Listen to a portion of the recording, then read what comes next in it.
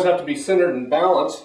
That sounds easy enough, but sometimes with the herringbone pattern, especially on a 45, it's a little bit different, and it's a little bit more complicated. So we're going to lay out this module we have here with plank tile, herringbone pattern on a 45.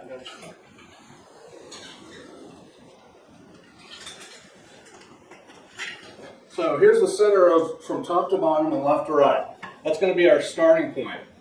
Next thing we need to do is center our tiles, put center marks on our tiles, and look at the two different ways to lay it out. And look at the two different options we'll have when we lay this out. That both give us centered and balance. With this herringbone on a 45, it gives you quite a bit of difference in appearance, especially in a small little wall like this. It might be an accent area or something. So let's do that next. Now we got to find the center of this tile. This tile is 36 inches long, so we know that 18 inches is going to be half of 36 inches. So we'll go ahead and mark that. And as always, we check it in both directions to make sure it's where we want it to be. And then we're going to center it in the short direction at 6 inches, so 3 will be our center this direction.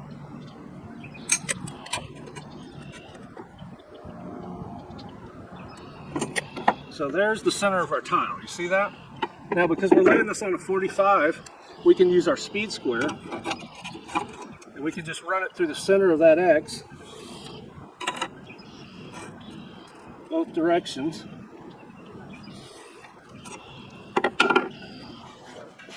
All right, guys, we've got our mark on our plank tile right in the center. I just showed you how to get that.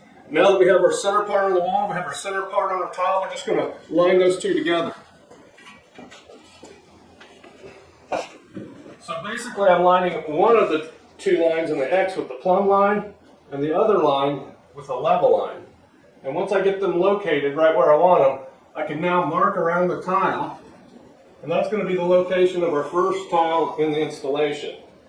We actually could take these marks off this first tile and create a chalk line as a reference line, and from that chalk line, if we were doing this on the floor, we could grid out the entire floor using this as our reference of where we wanted to start.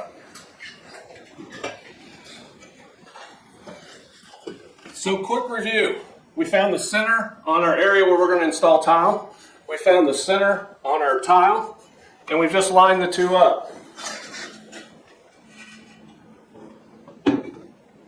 Once we line the two up, we've traced around that tile to give us a starting point. So from here to here, we could actually create chalk lines and do a grid pattern using this first line that we get. This gives us our starting point if we want to center it this way.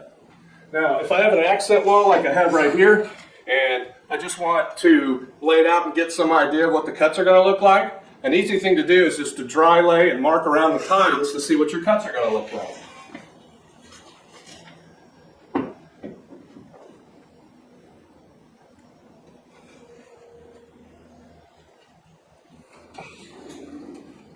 So these are identical in size. They're reverse images of each other, but this is a balanced layout. And this layout shows the entire herringbone pattern. The next layout I'm going to show you is, it has a completely different look. They're both centered and balanced, but this is one that you definitely want the designer or the owner to look at both options to see which one they would prefer. I'm going to take some time and I'm going to mark out where every tile goes on here, and then I'll show you afterwards. And that way you can make a decision. You can look at your cuts at the top and the bottom, and then lay it out the other way and see which way works best. As we got all of our pieces laid out for our mock-up doing herringbone on a 45, you can see where we got our center mark, level and plumb. And if we look at our cuts on each side, they're exactly the same in dimensions. Another thing, these points that are coming down line up with each other and are the same distance as the points on the other side. If you look at the top, we've got this little triangle up here. You see that little piece? Got a matching one down here at the floor, a little piece. So everything's centered and balanced. You guys saw how we did that. We just centered a tile, and all the cuts are exactly the same size. Good way to lay everything out to make sure everything's centered and balanced according to ANSI, and see which way gives you the best result. Hey guys, I just showed you how I laid out this herringbone on a 45 in one way out of the center of the tile. I'm going to show you another way that we can lay it out, which gives you a completely different look. Remember, we've got our level lines and plumb lines, and one thing I meant to mention earlier, but I forgot, is once you get these level and plumb lines, that's your opportunity to check everything around. Make sure that the ceiling is level, make sure that the walls are plumb, and you can use these level and plumb lines to see what condition your job site is in, and if you need to do prep ahead of time. And you want to make sure and do that prep because it can really affect the outcome of your layout. You can also lay a center mark off the end. And the way we want to do that is we're going to find the center of the end of the tile. And again, these are 6-inch tiles. So I'm going to mark that right in the center of the tile. Double check it.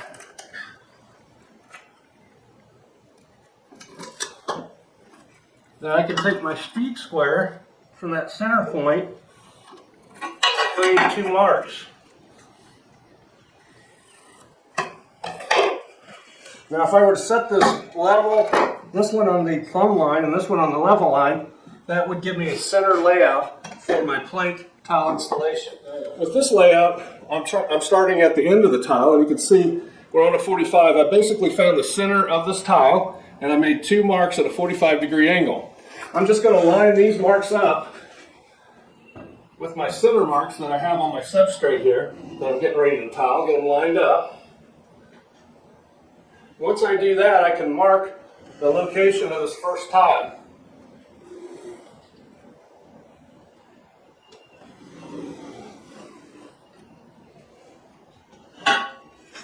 Okay, so that's going to be where my first tile sets. Now, if I was chalking out lines, I could use this as a reference point, come off of these marks, and chalk a line and do a grid system. But because this is just a small accent wall, I'm going to lay this out by just drawing each piece on there to see what the cuts are going to look like. So now you can see we got a basic idea of where each tile is going to go. I can go all the way through this from top to bottom, figure out what all my cuts are before I get started. Then I can show that to the design person, the homeowner, whoever makes the decisions, make sure they're aware of what they're going to get before you get started. This is another way to center, and I hope it helps you guys out.